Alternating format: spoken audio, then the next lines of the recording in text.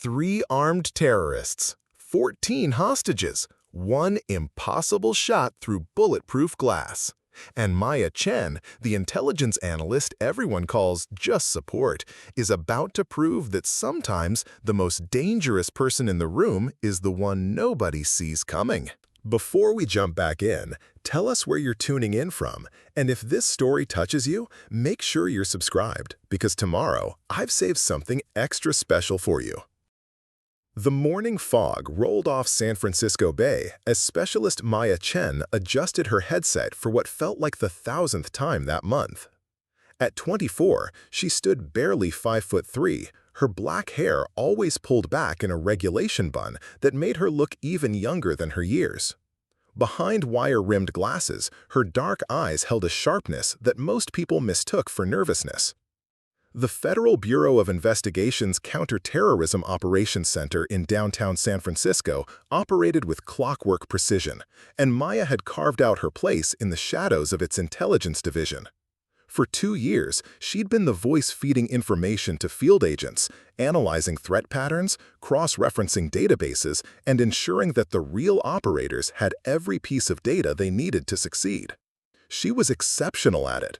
Her threat assessments were legendary for their accuracy. Her ability to spot patterns in seemingly random intelligence chatter had prevented 3 major attacks on the West Coast. But exceptional intelligence work wasn't what had driven her to join the Bureau. Every morning began the same way.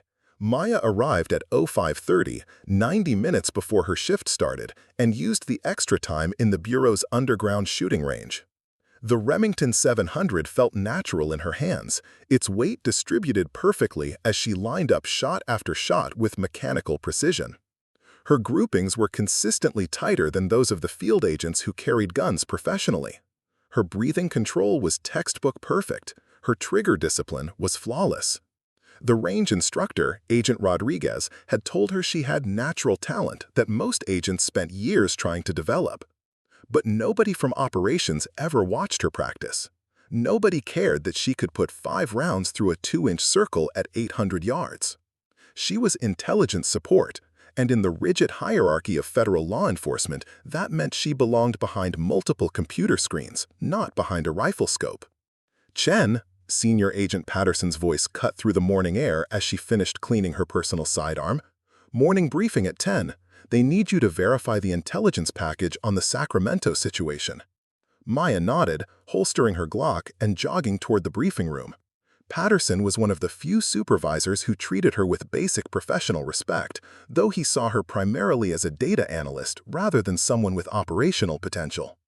As she passed the tactical equipment room, she caught sight of the advanced gear that the hostage rescue team used.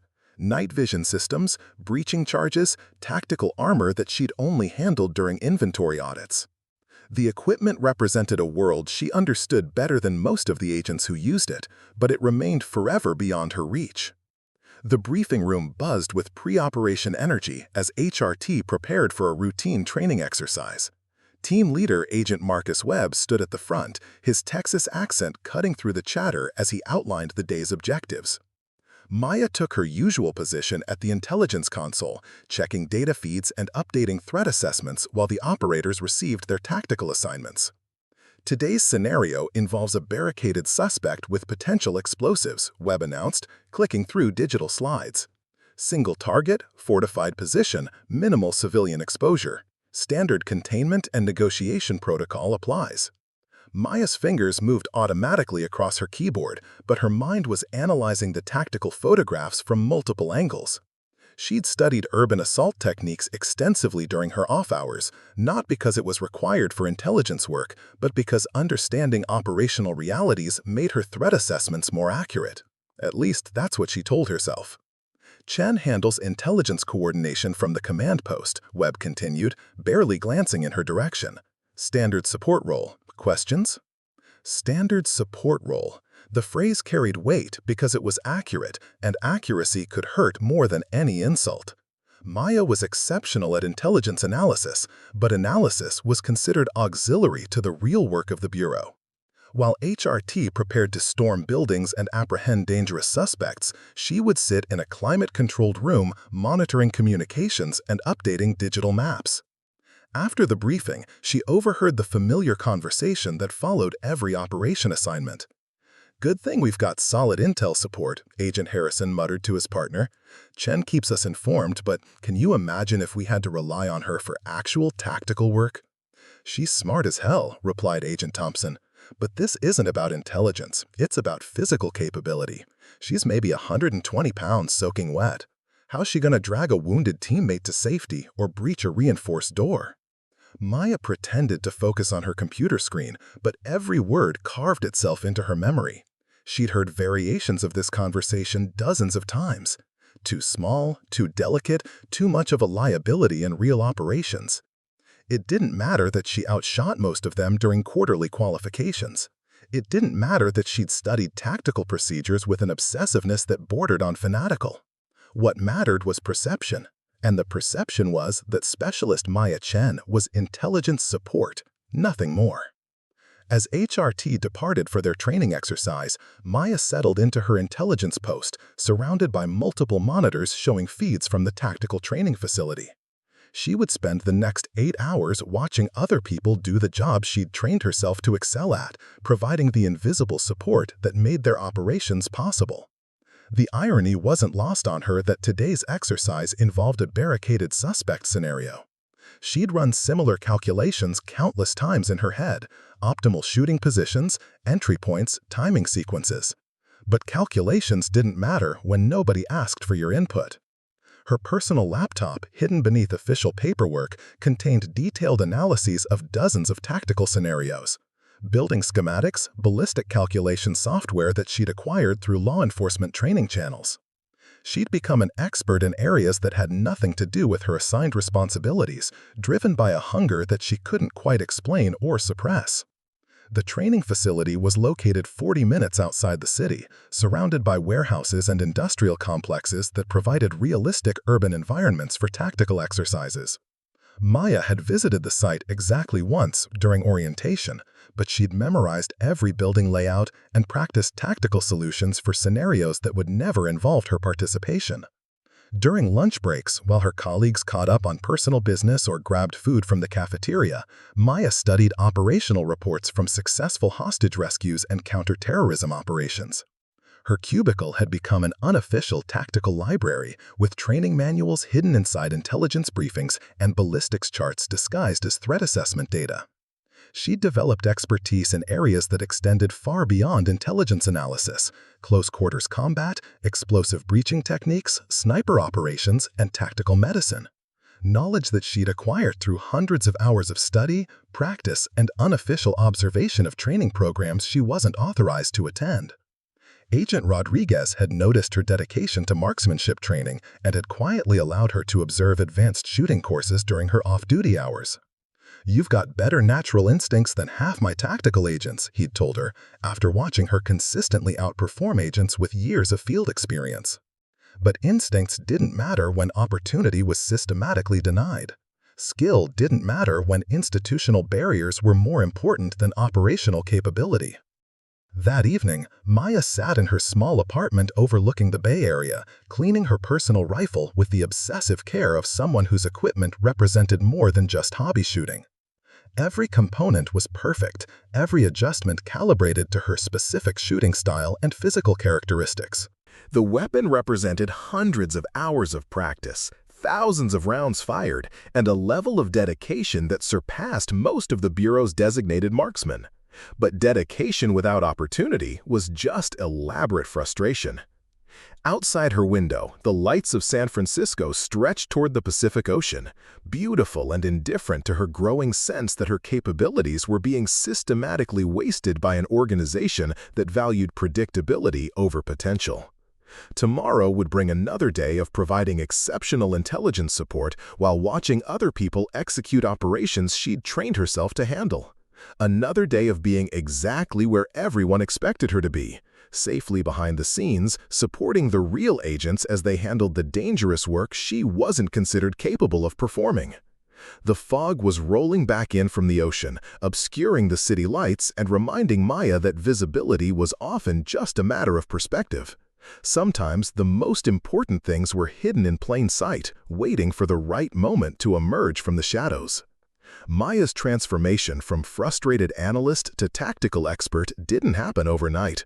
It began 3 months after her assignment to the Counterterrorism Operations Center, when she witnessed something that would change the trajectory of her entire career. The Seattle bank robbery had gone wrong in ways that textbooks couldn't predict. 4 armed suspects had taken 11 hostages, and the FBI's response had been swift and professional. Maya had coordinated intelligence from her post in San Francisco, feeding real-time updates to the tactical team as they surrounded the building.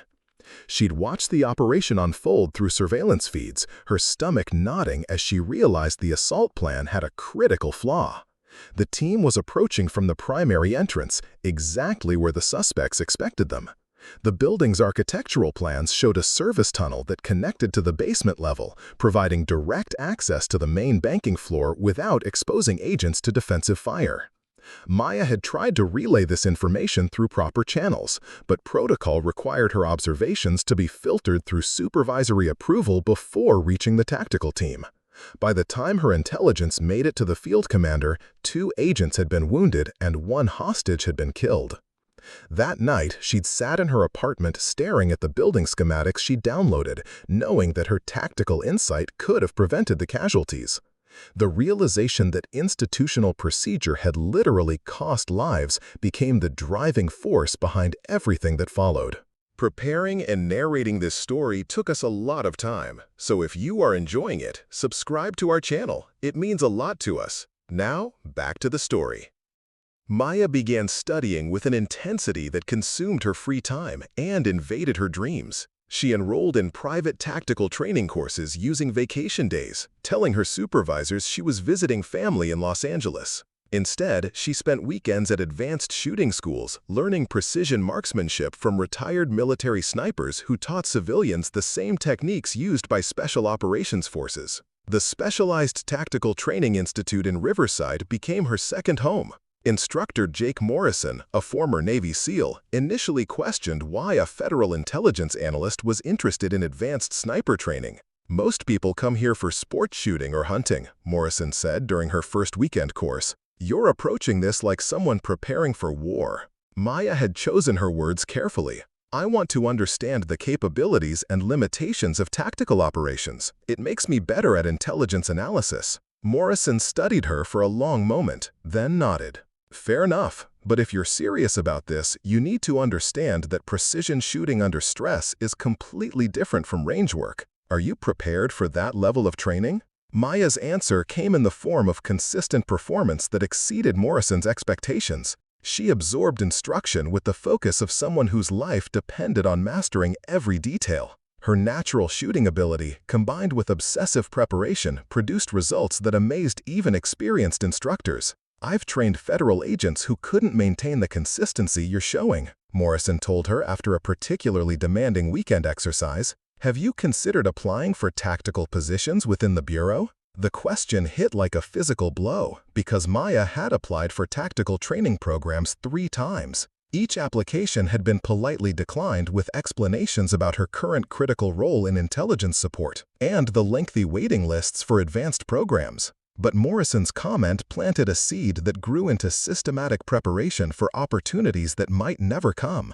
Maya began treating her unofficial training with the seriousness of someone preparing for actual operations. Her apartment became a tactical planning center. She acquired building blueprints for major structures throughout California, studying architectural details and calculating shooting solutions for hypothetical scenarios. When her colleagues spent evenings watching television or socializing, Maya computed ballistic trajectories and memorized floor plans. The Bureau's Employee Fitness Center became her training ground for physical conditioning that went far beyond standard requirements. While others maintained regulation fitness levels, Maya pushed herself through punishing workouts designed to build the strength and endurance necessary for tactical operations. She couldn't change her height or weight, but she could maximize every ounce of capability those physical limitations allowed. Functional strength training replaced casual gym visits. Combat conditioning drills replaced recreational exercise. Her body became a precision instrument calibrated for performance under extreme stress.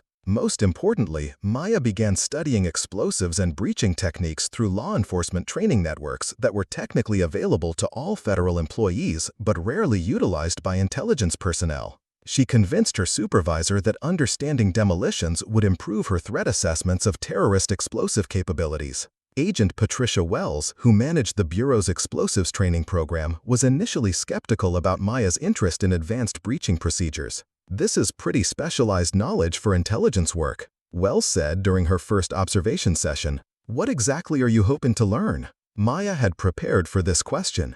Terrorist organizations are using increasingly sophisticated explosive devices. Understanding proper breaching techniques helps me assess the tactical challenges our teams might face when confronting these threats. Wells accepted the explanation, and Maya's obvious dedication and technical aptitude impressed her enough to allow continued observation of advanced courses. Maya absorbed every lesson, memorized every procedure, and practiced calculations until she could determine proper charge weights and placement points without conscious thought. Her preparation extended beyond individual skills to comprehensive tactical planning.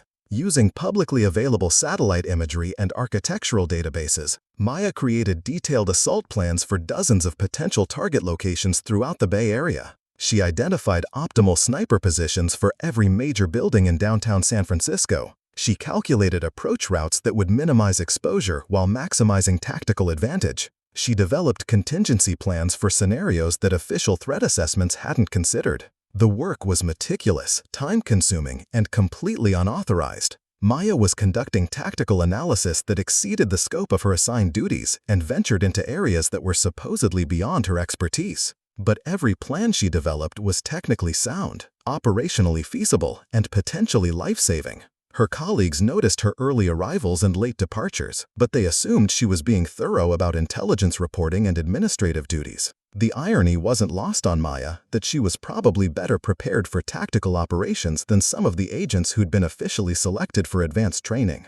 Her marksmanship skills now exceeded Bureau standards for tactical agents. Her technical knowledge of explosives and breaching operations was comprehensive. Her physical conditioning was at peak performance levels. But preparation without opportunity remained an elaborate frustration. The breaking point came during a counterterrorism exercise designed to test interagency coordination. Maya had been assigned to monitor communications while HRT conducted a simulated assault on a terrorist cell operating from a warehouse complex in Oakland. She'd studied the target location extensively, identifying tactical challenges that the official briefing materials hadn't addressed. The warehouse's metal construction would interfere with radio communications. The industrial environment created multiple concealment opportunities for defensive positions. Most significantly, the building's electrical systems included backup generators that could be used to cut power and create tactical advantages for defenders. Maya had solutions for each of these problems, but sharing them would mean admitting she'd been conducting unauthorized tactical analysis. Instead, she watched the exercise unfold with growing frustration as HRT encountered exactly the difficulties she'd anticipated. Radio communication problems delayed coordination between assault teams. Unexpected defensive positions created tactical complications that required improvised solutions. The exercise was ultimately successful, but it took 40 minutes longer than planned, and resulted in simulated casualties that proper preparation could have prevented. That evening, Maya made a decision that would define everything that followed. She would continue her preparation, regardless of institutional approval, building capabilities that might someday prove crucial when conventional solutions proved inadequate. Her dedication to tactical training intensified, driven by the knowledge that somewhere, someday, there would be a crisis requiring exactly the skills she was developing. The question wasn't whether that moment would come, but whether she'd be ready when conventional wisdom proved insufficient and lives hung in the balance. Maya Chen was preparing to become the most dangerous person nobody expected, building expertise in shadows while maintaining the facade of dedicated intelligence support. The Bureau saw her as exceptional analytical talent, confined to appropriate supporting roles. What they didn't see was someone systematically acquiring the skills necessary to redefine what was possible when preparation met opportunity and institutional limitations encountered individual determination. The first crack in Maya's carefully leaned facade appeared during a routine intelligence briefing about a suspected terrorist cell operating in San Jose. She'd been tracking their communications for 3 weeks, building a comprehensive picture of their operational patterns and potential targets. The cell has been conducting surveillance of the convention center, Maya reported to the assembled task force, but their pattern analysis suggests they're more interested in the underground parking structure than the main event spaces. Agent Webb frowned at his tactical display. That doesn't align with typical terrorist targeting. Convention centers are chosen for maximum casualties and media impact. Why focus on parking? Maya had spent hours analyzing the surveillance footage and communications intercepts. The answer was obvious to anyone who understood both terrorist methodology and structural engineering. Sir, the parking structure supports the main building's foundation. A properly placed explosive device could bring down the entire complex during peak occupancy. The briefing room fell silent. Webb studied the architectural plans that Maya had quietly added to her intelligence package, plans that weren't part of the official threat assessment, but which she'd obtained through her own research. "Chen, where did you get these structural analysis?" Webb asked, his voice carrying an edge that hadn't been there before. Maya felt heat rise in her cheeks. She'd overstepped her role again, providing tactical analysis instead of raw intelligence. "I cross-referenced the surveillance data with publicly available building specifications to better understand potential target vulnerabilities." Senior Agent Patterson leaned forward, his expression shifting from interest to concern. "Chen, structural analysis isn't part of intelligence reporting. That's the kind of assessment we rely on our tactical teams to provide." "I understand that, sir," Maya replied, trying to keep her voice steady. But the intelligence picture wasn't complete without understanding what the subjects were actually targeting. Agent Harrison spoke up from the back of the room, his tone carrying the casual cruelty of someone proving their own importance. "No offense, Maya, but you're an intelligence analyst, not a demolitions expert. How do you know enough about structural engineering to make these kinds of assessments?"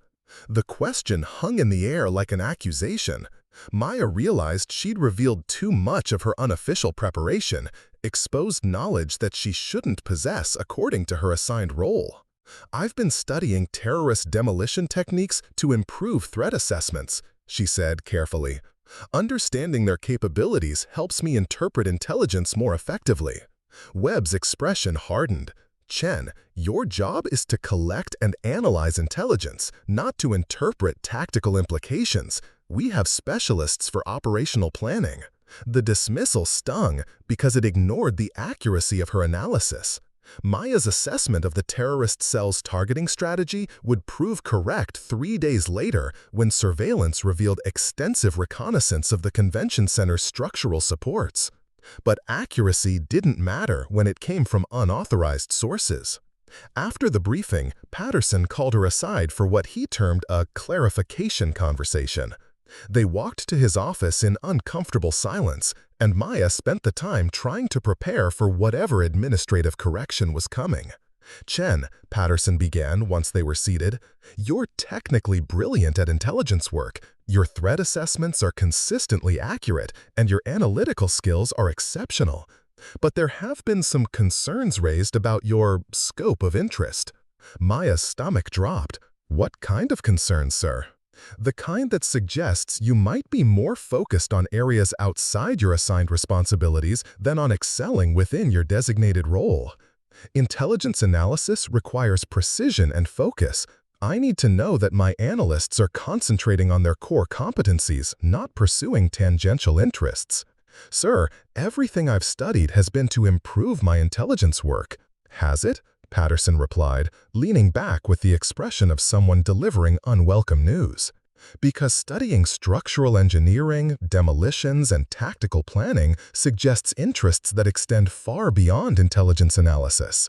It's creating questions about your professional focus and career intentions." Maya felt something cold settle in her chest.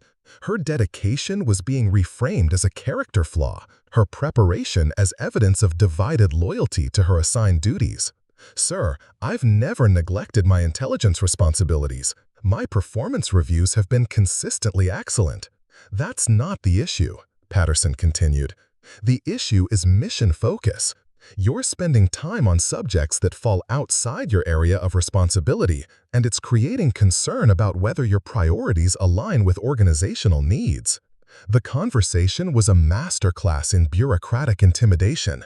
Maya was being told that her exceptional performance wasn't enough if it came with intellectual curiosity that extended beyond narrow role boundaries.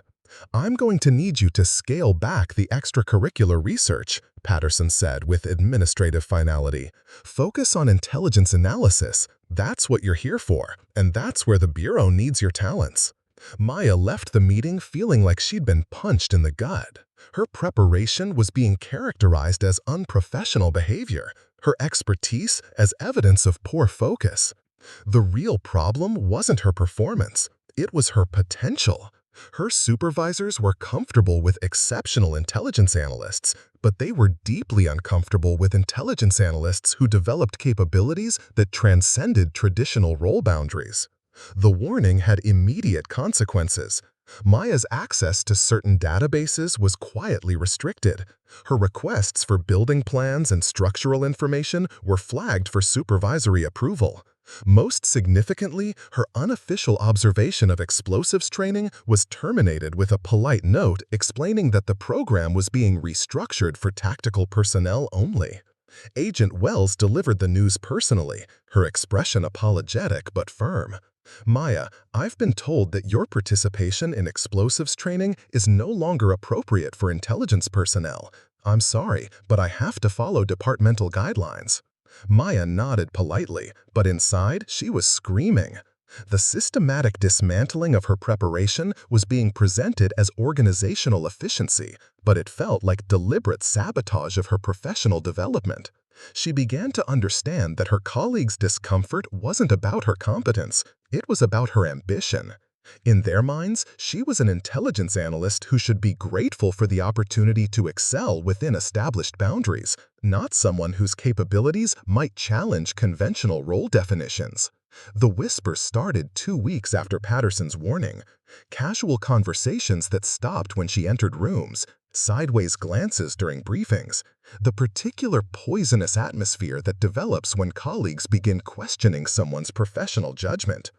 "I heard Chen has been asking a lot of questions about tactical procedures, stuff that's way outside intelligence work." "What kind of questions?" Harrison replied, his voice carrying genuine curiosity. "Detailed operational planning, demolitions, even sniper protocols." When Wells asked why she needed to know, she said it was for better threat assessment. But honestly, it sounds like someone who thinks she should be doing tactical work instead of intelligence analysis. Maya pretended to focus on her computer screen, but every word felt like a personal attack. Her intellectual curiosity was being twisted into professional presumption, her dedication into evidence of inappropriate ambition. The institutional resistance reached its peak during a case review meeting about the San Jose terrorist cell. Maya's structural analysis had been proven correct. The cell had indeed been planning to target the convention center's foundation supports. But instead of recognition, she faced questions about the unauthorized nature of her research. "The accuracy of Chen's assessment isn't in question," Webb said to the assembled supervisors, "but the methods she used to develop that assessment raise concerns about role boundaries and information security."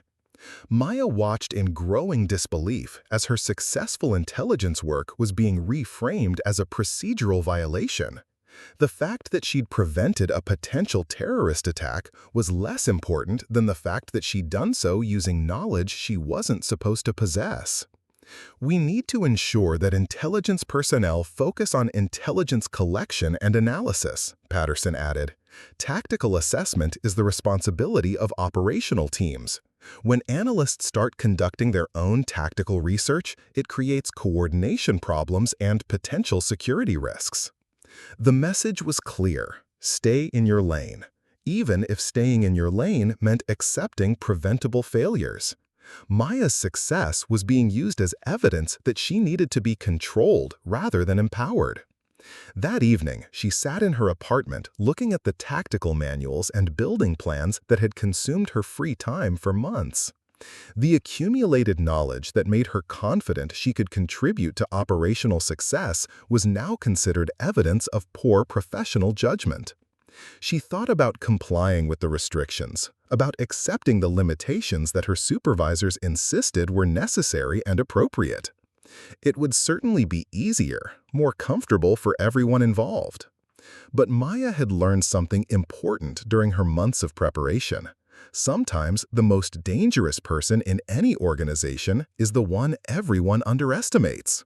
Her colleagues wanted her to limit themselves to narrow intelligence work, to accept that analytical support was her ceiling rather than their starting point. What they didn't understand was that their systematic resistance had only strengthened her resolve. Every restriction they placed on her preparation was proof that conventional thinking was inadequate for the challenges they faced. Maya carefully organized her training materials and secured them in her personal files. If today had taught her anything, it was that being ready wasn't just about skills and knowledge. It was about surviving in a system that preferred predictability to potential. Tomorrow, she would return to her intelligence post with the same professional competence that had always characterized her work.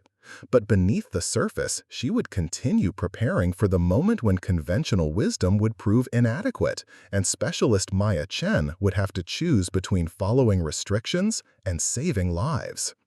The confrontation that would define Maya's entire federal career erupted during what should have been a routine Monday morning briefing about regional threat assessments. She'd spent the weekend analyzing communications intercepts from a suspected arms trafficking network, and her findings painted a disturbing picture that nobody wanted to hear. The Phoenix Group has acquired military-grade explosives, Maya reported to the assembled task force, her voice steady despite the magnitude of what she was revealing. Communication intercepts indicate they've purchased C4 and electronic detonators consistent with professional demolition operations. Agent Webb studied the intelligence summary she'd prepared, his expression growing more concerned with each page. These technical specifications are extremely detailed, Chen. How did you determine the explosive types and detonation methods from communication intercepts? Maya had anticipated this question, but her answer would require admitting to analytical techniques that extended far beyond standard intelligence procedures. Sir, I cross-referenced the intercepted purchase codes with military procurement databases and identified the specific explosive compounds based on quantity orders and delivery logistics. The briefing room grew uncomfortably quiet. Senior Agent Patterson looked up from his copy of Maya's report, his face showing the kind of controlled anger that came from discovering unauthorized activities. Chen, Patterson said slowly, military procurement databases require specialized clearance levels. How did you access classified explosive specifications? Heat rose in Maya's cheeks as she realized she'd revealed too much about her research methods. I used publicly available information about military contracts and cross-referenced it with the intercepted communications to develop the assessment. Agent Harrison leaned forward, his voice sharp with sudden interest. Publicly available information doesn't include the kind of technical details you've provided here. This report contains explosive yield calculations, detonation timing sequences, and structural damage assessments. Maya felt the walls closing in around her. Everything she'd studied during months of unofficial preparation was now being used as evidence of unauthorized access to restricted information. I've been studying explosive techniques to better understand terrorist capabilities, she said carefully. Where exactly have you been studying these techniques? Webb demanded, his patience clearly exhausted, because this level of technical knowledge doesn't come from reading public safety manuals. Before Maya could answer, Agent Wells stepped into the briefing room, her expression grim. She'd obviously been waiting for this moment, armed with information that would shatter Maya's carefully constructed cover story. Agent Wells said formally, I need to inform you that Specialist Chen has been attending advanced explosives training courses without proper authorization. She's been observing demolition procedures and acquiring technical knowledge outside her assigned duties. The silence that followed felt suffocating. Maya could see disappointment and anger in the faces around her. colleagues who'd trusted her professional judgment now questioning everything about her conduct. "Is this true, Chen?" Patterson asked, his voice carrying the cold authority of administrative investigation. "Have you been accessing unauthorized training programs?" Maya looked around the room, seeing closed faces and crossed arms, supervisors who'd made up their minds about her professional boundaries. She could deny the accusations and hope her word carried more weight than Wells' testimony, or she could admit to preparation that everyone would characterize as insubordination. "Yes, sir," she said quietly. "I've been observing explosives training to improve my intelligence analysis capabilities." Agent Webb stood up abruptly, his face flushed with anger that had been building for weeks. "Damn it, Chen, this isn't about improving your analysis. This is about you systematically preparing for operational roles you're not qualified for and don't have authorization to pursue." The accusation hit like a physical blow because it was essentially accurate. Maya had been preparing for tactical operations, building capabilities that extended far beyond intelligence analysis. "Sir, if there's knowledge that could help prevent terrorist attacks, shouldn't we—" "What we should do," Patterson interrupted, his voice rising with frustration, "is follow established procedures and respect role boundaries that exist for very good reasons. You're an intelligence analyst, not a tactical operator, and your recent behavior suggests you've forgotten that distinction." Agent Thompson decided to pile on, his voice carrying the righteous indignation of someone defending institutional order. "Maya, you've been conducting unauthorized research, accessing restricted information, and misrepresenting your activities to supervisors. That's not dedication to duty, that's insubordination." Maya felt her career crumbling around her, but she couldn't stay silent about the larger implications of their institutional blindness. "Sir, respectfully, the Phoenix Group is planning something that could kill hundreds of people. My analysis shows they have the capability to bring down a major building. Shouldn't preventing that attack be more important than procedural compliance?" "Your analysis," Webb said with cold finality, "is based on unauthorized access to classified information and training you had no business attending. Even if your conclusions are correct, the methods you use to reach them represent serious violations of federal security protocols." The words hung in the air like an indictment. Maya had committed the cardinal sin of being right using wrong methods, of providing accurate intelligence through unauthorized channels. "Chen," Patterson said, his decision clearly made, "you're being suspended from active duty pending a full investigation of your research activities and security clearance violations. You'll surrender your badge and access credentials immediately." Maya stared at him in disbelief. "Sir, the Phoenix investigation needs—" "The Phoenix investigation will be handled by properly authorized personnel using appropriate methods. Your involvement in this case ends now." Agent Harrison stepped forward, his expression mixing professional duty with personal satisfaction. "Maya, you need to understand that this isn't about your intelligence skills. It's about trust and following orders. How can we rely on someone who systematically violates procedures while claiming to support organizational mission?" The question was rhetorical, but Maya answered it anyway. "You can rely on me to do whatever it takes to prevent innocent people from being killed, even if that means going beyond narrow role definitions." "That attitude," Webb replied, "is exactly why you're being suspended. Federal law enforcement operates on strict protocols and clear chains of command. Agents who think they know better than established procedures are dangerous to everyone around them." Maya removed her badge and access card, placing them on the conference table with the mechanical precision of someone whose world had just collapsed. Everything she'd worked for, everything she'd prepared for, was being destroyed by institutional resistance to capabilities that exceeded traditional boundaries. "Sir," she said one final time, "when the Phoenix Group strikes, and they will strike, remember that we had intelligence that could have prevented it." "If they strike," Patterson replied coldly, "it will be handled by qualified personnel using proper procedures. not by suspended analysts with delusions of tactical competence. Maya removed her badge and access card, placing them on the conference table with the mechanical precision of someone whose world had just collapsed. Everything she'd worked for, everything she'd prepared for, was being destroyed by institutional resistance to capabilities that exceeded traditional boundaries. "Sir," she said one final time, "when the Phoenix Group strikes, and they will strike, remember that we had intelligence that could have prevented it."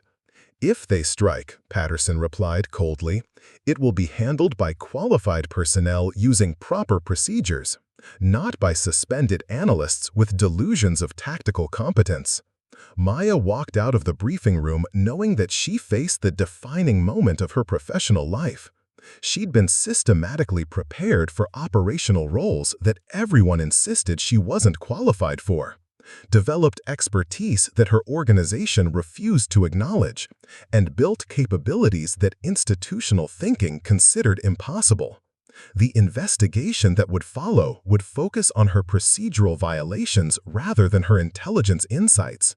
Her accurate threat assessments would be dismissed because of unauthorized research methods. Her potential contributions to operational success would be ignored because they came from someone who'd refused to accept artificial limitations. But as Maya cleaned out her desk and prepared to leave the building, she realized that suspension wasn't the end of her story. It was the beginning of something that conventional wisdom couldn't anticipate or control. Somewhere in the Phoenix area, a terrorist cell was preparing an attack that would test every assumption about who was qualified to respond to crisis situations. The question wasn't whether that moment would come, but whether Maya would be ready when institutional procedures proved inadequate and lives hung in the balance. The Bureau had decided she was too dangerous to trust with official responsibilities. What they didn't understand was that their decision had just made her the most dangerous person nobody expected. Someone with nothing left to lose and everything necessary to win when conventional solutions failed. Maya Chen was about to discover that sometimes being suspended from duty was exactly the position needed to save lives that proper procedures couldn't protect. Maya had been suspended for exactly 72 hours when her worst fears materialized into breaking news alerts that lit up every screen in her apartment. She was drinking coffee and monitoring police scanners, a habit she couldn't break, even while officially barred from federal law enforcement, when the first reports came through. Multiple explosions reported at the Westfield Shopping Center in downtown Phoenix. Initial reports indicate structural collapse and numerous casualties. FBI hostage rescue team en route. Maya's blood turned to ice as she switched to live news feeds. The shopping center was burning, its north wing completely collapsed, exactly as her unauthorized analysis had predicted. The Phoenix Group had executed their attack using the same methodology she'd identified in her suspended intelligence report. But this wasn't the end of the crisis. It was the beginning. As Maya watched emergency responders flood the scene, her phone buzzed with an encrypted message from a contact she'd cultivated during her intelligence work. Jake Morrison, her former tactical instructor, had connections throughout the law enforcement community that extended far beyond official channels. The Chen, Phoenix situation is worse than reported. 14 hostages were confirmed in the shopping center's East Wing. Attackers have demands and deadlines. HRT is 2 hours out. Thought you should know. Maya's hands trembled as she processed the implications. The Phoenix Group hadn't just executed a bombing. They'd used the explosion as a diversion to take hostages in the undamaged section of the complex. It was a sophisticated operation that required intimate knowledge of emergency response procedures and tactical timing. She opened her laptop and began accessing news feeds, police communications, and architectural databases with the systematic precision of someone whose analytical training had become second nature. Within 20 minutes, she'd assembled a comprehensive picture of the tactical situation that was unfolding 400 miles away. 14 hostages were being held in the shopping center's anchor department store. 3 armed suspects, all wearing explosive vests, had barricaded themselves in the main sales floor with clear sightlines to every entrance. Local SWAT teams had the building surrounded, but lacked the training and equipment for tactical entry against opponents with military-grade explosives. Maya studied live helicopter footage from news crews, identifying the same tactical challenges that had plagued every hostage situation she'd analyzed during her unofficial preparation. The building's architecture created natural choke points that favored defenders. The large windows provided excellent visibility for hostage takers, while exposing any approaching tactical teams to defensive fire. But there was a solution, a complex operation that would require precision marksmanship, expert knowledge of explosive placement, and intimate understanding of the building's layout. Her phone rang. Jake Morrison's voice was tense with urgency that cut through static-filled connection. "Maya, I'm consulting with Phoenix PD on this situation. They're desperate for intelligence support, and HRT won't arrive for 90 minutes. These hostage takers have already killed 2 people to prove they're serious." Maya felt adrenaline flood her system as she realized what Morrison was suggesting. "Jake, I'm suspended from federal duty. I can't provide official support for active operations." "This isn't about official support," Morrison replied. "This is about preventing 14 innocent people from being executed while bureaucrats debate proper procedures. I've seen your tactical analysis work, Maya. You understand this type of operation better than most agents with years of field experience." Through her laptop speakers, Maya could hear Phoenix PD communications describing a deteriorating situation.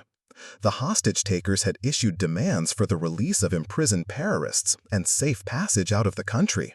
They'd given authorities 90 minutes to comply before beginning systematic executions. "Jake, even if I wanted to help, I'm in San Francisco. Phoenix is 7 hours by car." "Not by car," Morrison said quietly. "By air. I've got access to a private aircraft that could get you to Phoenix in 90 minutes. But Maya, I need you to understand what I'm asking. This would be completely unauthorized. If you fail, your career is over. If you succeed, your career might still be over." Maya stared at the live footage showing armed police officers maintaining a perimeter around the shopping center while helpless to prevent the execution of hostages they couldn't reach. 14 innocent people whose lives hung in the balance while proper procedures slowly ground toward solutions that would arrive too late. "What exactly are you proposing, Jake?" "Phoenix PD has a sniper position overlooking the department store, but their marksmen can't get a clear shot through the building's security glass. The windows are bulletproof, designed to prevent exactly this type of intervention." Maya's mind immediately began calculating solutions. Bulletproof glass had consistent weak points that could be exploited with proper ammunition and precise shot placement. But the technical knowledge required for such shooting was far beyond standard law enforcement training. "Jake, breaking bulletproof security glass requires specialized ammunition and ballistic calculations that most snipers don't have access to." "I know," Morrison replied. "But you've studied this type of problem extensively. You understand both the technical challenges and the tactical solutions." Maya felt the weight of the decision settling on her shoulders. Everything she'd prepared for during months of unauthorized training was suddenly operationally relevant. But using that knowledge would mean acting completely outside legal authority and institutional approval. "There's more," Morrison continued. "The hostage takers have positioned themselves behind a sales counter that provides natural cover from conventional approach routes. Any assault team entering through standard entrances would be exposed to defensive fire with no tactical advantage." Maya pulled up architectural plans for the shopping center that she downloaded during her analysis of the Phoenix Group's targeting patterns.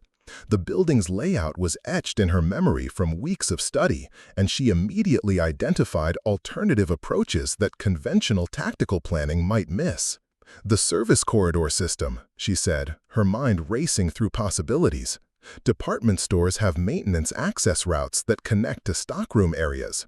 A properly placed breaching charge could provide direct access to the sales floor without exposing assault teams to defensive positions.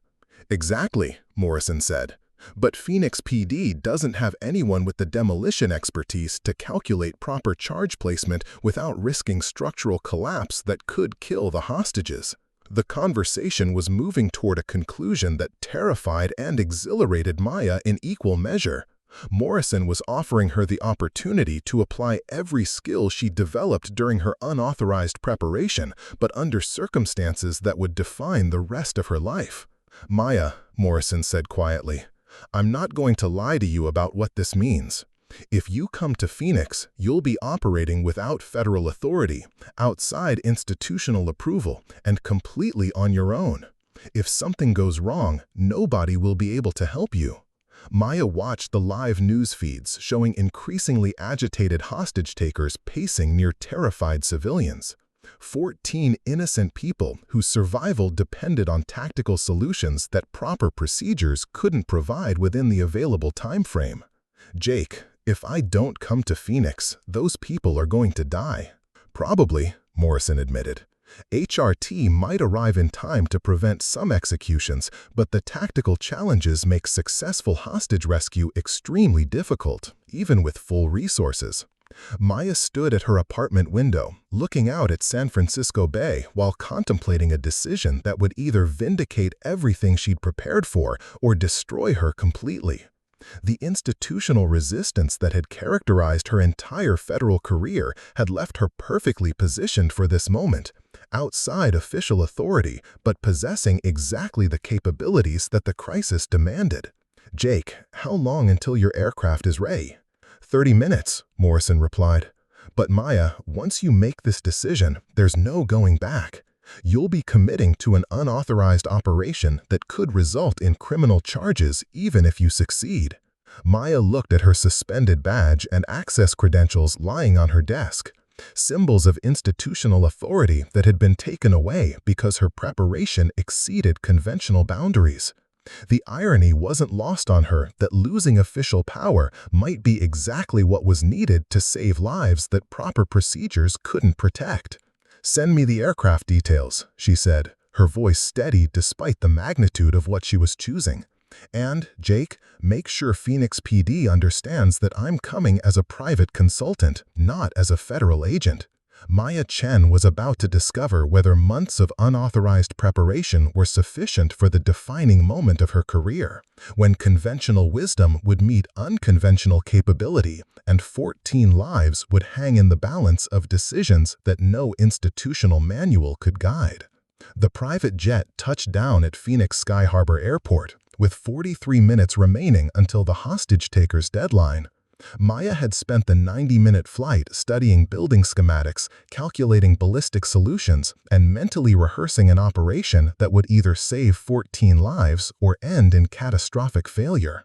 Jake Morrison met her at the aircraft with tactical gear that he'd somehow assembled during her flight, a customized Remington 700 configured for precision shooting, specialized ammunition designed for penetrating security glass, and explosive charges calibrated for urban breaching operations. "Phoenix PD has cleared the perimeter," Morrison said as they raced toward the city center in his modified Suburban. "Commander Sarah Reeves is coordinating the tactical response, but she's never dealt with anything this complex. 3 hostage-takers with military training, explosive vests, and defensive positions that neutralize conventional assault options." Maya checked the rifle's scope calibration while studying aerial photographs of the shopping center. The building's east wing remained intact, but the north wing's collapse had created a debris field that complicated approach routes and limited tactical options.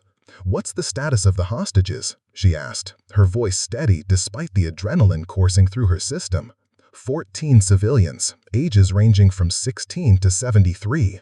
The hostage-takers separated them into 2 groups, positioned on opposite sides of the sales floor. Any tactical entry risks civilian casualties regardless of approach vector. Maya absorbed this information while calculating sight lines and shot sequences. The hostage-takers had positioned themselves strategically, using the civilians as human shields while maintaining clear fields of fire toward all conventional entrances. They arrived at the police command post with 38 minutes remaining. Reeves looked haggard and desperate as she coordinated with limited resources against an impossible tactical situation. "Morrison, please tell me you've brought solutions," Reeves said, her voice tight with stress. "Because the FBI hostage rescue team is still 25 minutes out, and these bastards just executed another hostage to prove they're serious." Maya felt ice form in her stomach. 13 hostages remained, and time was running out faster than conventional tactical responses could develop. "Commander," Morrison said, "this is Maya Chen, former FBI intelligence specialist. She's here as a private consultant with expertise in complex tactical situations." Reeves studied Maya with the expression of someone whose conventional options had been exhausted. What kind of expertise? Maya moved to the tactical display, showing real-time surveillance feeds from the shopping center. Through the department store's large windows, she could see the hostage-takers moving in predictable patterns while maintaining control over terrified civilians. "The security glass can be defeated with specialized ammunition and precise shot placement," Maya said, her analytical training taking over despite the pressure. "But it requires ballistic calculations that account for glass density, angle of impact, and bullet trajectory modification." "You're talking about extremely difficult shooting," Reeves replied skeptically. "Our best marksman says the shot is impossible through that glass." Maya had anticipated this objection. During her months of unauthorized training, she'd practiced shooting through various types of security glass, understanding both the technical challenges and the solutions that most law enforcement marksmen never encounter. "The glass has structural weak points where the laminate layers create stress concentrations. A properly placed shot can create catastrophic failure that opens clear lines of fire to the targets." Commander Reeves looked between Maya and Morrison, weighing impossible decisions under crushing time pressure. "Even if you can defeat the glass, we still have the problem of tactical entry. Those hostage takers are positioned to kill civilians the moment they detect any assault team." Maya had studied this problem extensively during her analysis of the shopping center's architecture. The service corridor system provides access to the stockroom area directly behind the sales floor. A properly placed breaching charge could create immediate access without exposing assault teams to defensive positions. "Who's going to place the charges?" Reeves asked. "My officers don't have the demolition training for that kind of precision work." Maya felt the weight of the moment settle on her shoulders. Everything she'd prepared for during months of unauthorized training was suddenly operationally critical, but implementing her plan would require personal risk that went far beyond analytical support. "I can handle the breach operation," she said quietly, hearing her own voice commit to actions that terrified her. Morrison stared at her with something approaching disbelief. "Maya, placing charges in an active hostage situation isn't intelligence work. It's specialized tactical operations under extreme stress." "I know," Maya replied, studying the architectural plans that showed the exact route she'd need to follow. "But conventional tactical teams are 20 minutes away, and these hostages don't have 20 minutes."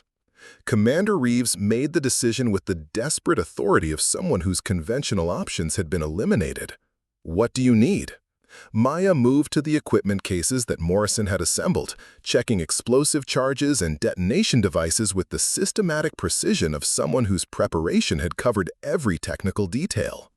Overwatch position on the office building across the street for the sniper shot, and access to the shopping center service entrance for the breach operation. "I'll need radio communication and real-time surveillance feeds to coordinate timing." "You're talking about a solo operation," Reeves said, her voice carrying genuine concern. "Maya, if something goes wrong, we can't provide backup or extraction support." Maya understood the implications better than anyone. She would be operating alone, inside a building with armed terrorists, carrying explosives and attempting tactical operations that she'd only practiced in controlled environments. "Commander, if we wait for proper backup, 13 people are going to die for certain. This way, at least we have a chance." Reeves looked at the countdown timer showing 29 minutes until the deadline. "What's your operational timeline?" Maya had calculated every sequence during the flight from San Francisco. 15 minutes to establish an overwatch position and confirm sightlines, 5 minutes to access the service corridor and place charges, synchronized execution when all elements are in position. "You're talking about a solo operation," Reeves said, her voice carrying genuine concern. "Maya, if something goes wrong, we can't provide backup or extraction support." Maya understood the implications better than anyone. She would be operating alone, inside a building with armed terrorists, carrying explosives and attempting tactical operations that she'd only practiced in controlled environments. "Commander, if we wait for proper backup, 13 people are going to die for certain. This way, at least we have a chance." Reeves looked at the countdown timer showing 29 minutes until the deadline. "What's your operational timeline?" Maya had calculated every sequence during the flight from San Francisco. 15 minutes to establish an overwatch position and confirm sightlines, 5 minutes to access the service corridor and place charges, synchronized execution when all elements are in position. The next 20 minutes unfolded with the controlled urgency of a precision operation executed by someone whose theoretical knowledge was being tested under ultimate pressure. Maya established her sniper position in the office building's 6th-floor conference room, assembling her rifle with movements that had become automatic through thousands of hours of practice. Through her scope, she could see the hostage-takers clearly. 3 men wearing tactical vests and explosive devices, their weapons trained on civilians who cowered in terror while the deadline approached with mechanical inevitability. The security glass presented exactly the technical challenge she'd anticipated. Standard ammunition would deflect or fragment without penetrating, but the specialized rounds Morrison had provided were designed to exploit the laminate's structural weaknesses. Maya calculated wind conditions, atmospheric pressure, and the slight downward angle of her shot while monitoring police communications through her tactical radio.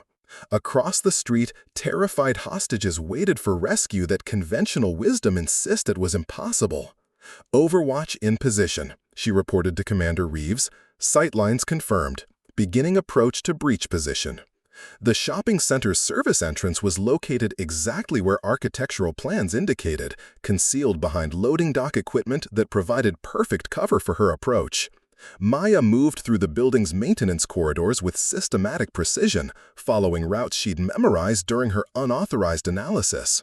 The service corridor was narrow and dark, filled with electrical conduits and ventilation equipment that created a maze between her and the department store stockroom. But Maya had studied these blueprints obsessively, knew every turn and junction that would bring her to the access point. Her explosive charges were positioned with the precision Morrison had drilled into her during months of unofficial training. Just enough force to breach the stockroom wall without creating structural damage that might harm the hostages, timed for coordinated execution with her sniper shot. "Breach charges in position," Maya reported, her voice steady despite being alone inside a building with armed terrorists. "Ready for synchronized execution." Through her earpiece, she could hear Commander Reeves coordinating with Phoenix PD tactical teams who would flood the building immediately after her breach operation created the opening they needed. Maya returned to her overwatch position with 8 minutes remaining until the hostage-taker's deadline. Through her scope, she watched one of the terrorists check his watch and speak harshly to his companions. Their body language suggested mounting frustration and decreasing patience. She adjusted her rifle position minutely, centering the crosshairs on the specific stress point in the security glass that would create catastrophic failure when struck by her specialized ammunition. Her breathing slowed to match the rhythm she'd practiced, finger taking up slack on the trigger, while her mind ran through the sequence of actions that would follow. One shot to defeat the security glass, immediate detonation of breach charges, close quarters engagement through the stockroom opening, extraction of 13 civilians whose lives depended on her ability to execute an operation that everyone had insisted was beyond her capabilities. Maya Chen was about to discover whether months of unauthorized preparation were sufficient for the moment when theory would meet reality and prove that sometimes the most underestimated person was exactly who you needed when conventional solutions failed and lives hung in the balance. The shot that would define everything was 30 seconds away. The shot that changed everything came at exactly 15:47 hours, when the lead hostage-taker raised his weapon toward a teenage girl who had been crying since the crisis began. Maya saw the movement through her scope, the subtle shift in posture that preceded violence, the cold calculation of someone about to execute an innocent person to reinforce his authority. She exhaled slowly, feeling her heartbeat settle into the spaces between breaths, and squeezed the trigger with the mechanical precision that had taken thousands of hours to perfect. The specialized round struck the security glass at the exact stress point Maya had calculated, creating a spider web of fractures that spread across the entire window in less than half a second. The laminated safety glass held for one crucial moment, then collapsed in a cascade of fragments that opened clear sightlines to the sales floor. Maya was already moving, her finger activating the detonation sequence for her breach charges as she transitioned to her backup position. The controlled explosions reverberated through the building's structure with perfect precision, just enough force to create a human-sized opening in the stockroom wall without bringing down ceiling sections on the hostages. The lead terrorist dropped with her second shot, a clean center mass hit that eliminated the primary threat before he could harm the teenage girl. His two companions spun toward the shattered window in confusion and rising panic, but Maya had anticipated their reaction patterns. Phoenix PD tactical teams flooded through the main entrances as Maya emerged from the stockroom opening, her sidearm drawn and targeting systems already locked on the remaining hostage-takers. The coordinated assault lasted less than 15 seconds, a textbook example of precision timing and overwhelming tactical advantage. When the shooting stopped, 13 hostages were alive and unharmed, 3 terrorists were neutralized, and a crisis that had seemed impossible to resolve was over. Maya stood among the scattered debris of the department store, her weapon secured and her radio crackling with confirmation that the threat had been eliminated. "All clear," Commander Reeves announced over the tactical frequency. "Hostiles down, civilians secure, no friendly casualties." But Maya's vindication extended far beyond the immediate tactical success. Within hours, news of the unauthorized operation had reached federal law enforcement agencies across the country, triggering a chain of events that would redefine how operational capabilities were identified and developed. Senior Agent Patterson arrived in Phoenix 8 hours after the hostage rescue, his expression shifting between professional displeasure and grudging recognition as he surveyed the aftermath of Maya's unauthorized operation. "Chen," he said quietly, finding her in the police station where she'd been giving statements about the tactical intervention, "we need to talk." Maya looked up from her debriefing notes, unsure whether she was about to be arrested or congratulated. "Yes, sir." Patterson sat across from her with the expression of someone whose fundamental assumptions had been challenged by inconvenient reality. "Your tactical assessment of the Phoenix Group was completely accurate. Your unauthorized operation saved 13 lives. And your methods were," he paused, searching for appropriate words, "unconventionally effective." Maya waited for the administrative consequences that she knew were coming. Unauthorized operations, regardless of their success, typically resulted in career-ending disciplinary action. "However," Patterson continued, "your violation of federal procedures and your decision to operate without authorization represent serious breaches of protocol that can't be ignored." The words carried the weight of institutional authority, but Patterson's tone suggested complications that traditional disciplinary frameworks couldn't address. "Sir, I understand the procedural violations, but given the circumstances and the time constraints, conventional responses would have resulted in multiple civilian casualties." Patterson nodded slowly, acknowledging a truth that challenged everything he'd believed about role boundaries and operational authority. "Maya, what you accomplished today was extraordinary. It was also completely outside the scope of federal law enforcement protocol." Before Maya could respond, FBI Director Jennifer Walsh entered the conference room, her presence immediately shifting the conversation from local disciplinary action to national policy implications. "Specialist Chen," Walsh said, taking a seat with the authority of someone whose decisions shaped federal law enforcement strategy. Your Phoenix operation has created significant discussion within Bureau leadership about operational capabilities and resource utilization. Maya felt her stomach tighten as she realized that her unauthorized actions had attracted attention at the highest levels of federal law enforcement. "Ma'am, I acted as a private consultant, not as a federal agent. I understand that my methods were unconventional, but—" "Your methods," Walsh interrupted, "demonstrated tactical expertise that our traditional training programs apparently failed to identify or develop. That represents a systemic problem that extends far beyond individual disciplinary action."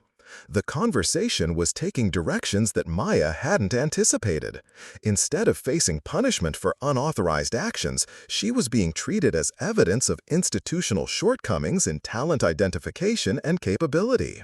"Specialist Chen," Walsh continued, "your performance today suggests that our conventional approach to role assignments and tactical training may be fundamentally inadequate for the challenges we face." Agent Morrison, who had been quietly observing the discussion, stepped forward with information that would prove crucial to Maya's future. "Director Walsh, I've been working with Chen for over a year on advanced tactical training.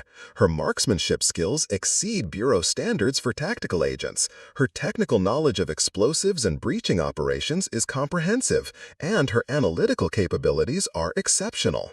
Walsh studied Maya with the expression of someone reevaluating long-held assumptions about operational requirements and personnel capabilities. "Morrison, are you suggesting that Specialist Chen should have been considered for tactical positions rather than intelligence support?" "I'm suggesting," Morrison replied carefully, "that artificial limitations based on physical characteristics and traditional role boundaries prevented us from recognizing exceptional tactical potential. The implications were significant enough to reshape federal law enforcement training and assignment policies."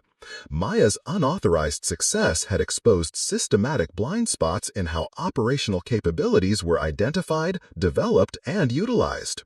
3 months after the Phoenix hostage rescue, Maya stood before a new class of federal law enforcement trainees in a tactical facility outside Washington, D.C. But instead of being an intelligence analyst dreaming of operational roles, she was now the instructor responsible for developing the next generation of agents who would challenge conventional limitations.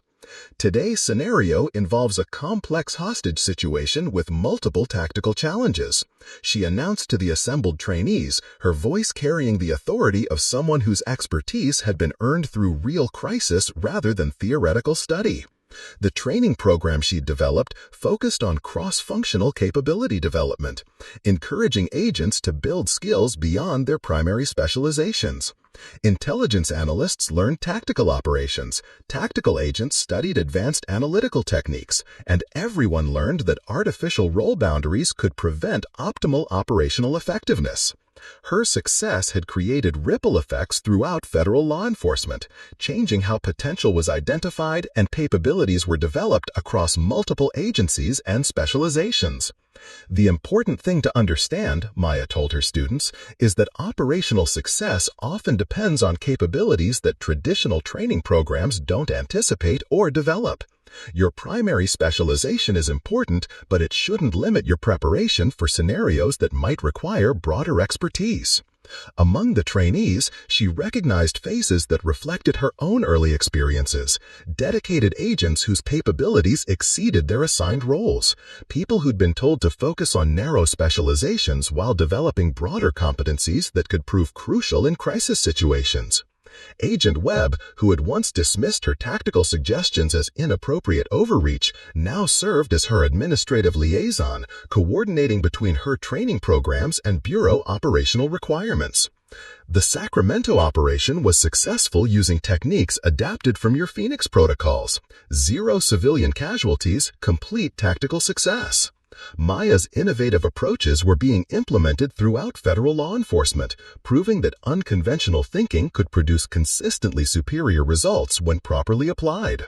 But the most satisfying aspect of her transformation came from a phone call she received 6 months after Phoenix. Sarah Martinez, one of the hostages she'd saved, was now working with federal agencies to develop support programs for civilian survivors of terrorist attacks. "Agent Chen," Sarah said, her voice warm with continued gratitude, "I wanted you to know that what you did that day changed more than just our lives. It showed everyone that heroism doesn't always come from expected sources." The conversation reminded Maya that her fight for recognition had implications extending far beyond personal achievement or even federal law enforcement effectiveness. She had demonstrated that human potential is consistently underestimated by conventional thinking, and that the most valuable contributors were often those whose capabilities didn't fit standard categories. Later that evening, Maya stood at the window of her new office in the FBI's National Training Center, looking out at mountains that no longer seemed insurmountable. The institutional resistance that had once characterized her federal career had been replaced by systematic encouragement of capability development and innovative thinking. Her personal Remington 700, the weapon that had once seemed like a symbol of unreachable aspirations, now served as standard equipment for operations that utilized her unique combination of analytical expertise and tactical innovation. Most importantly, the next generation of federal agents would never experience the systematic dismissal that had characterized her early career. They would be encouraged to develop capabilities beyond their assigned roles, to prepare for opportunities that might never come, and to understand that perceived limitations were often just starting points for exceptional achievement. Maya Chen had become proof that sometimes being underestimated was the perfect position for changing everything. The most dangerous person in any crisis was still the one nobody expected, and she had made it her mission to ensure that institutional blindness would never again prevent exceptional people from applying exceptional capabilities when lives hung in the balance. The federal law enforcement community had learned that artificial limitations were often more dangerous than any terrorist threat, and that the most important tactical advantage was the willingness to recognize potential wherever it existed, regardless of conventional expectations or traditional boundaries. Up next, you've got two more standout stories right on your screen. If this one hits the mark, you won't want to pass these up. Just click and check them out. And don't forget to subscribe and turn on the notification bell so you don't miss any upload from us.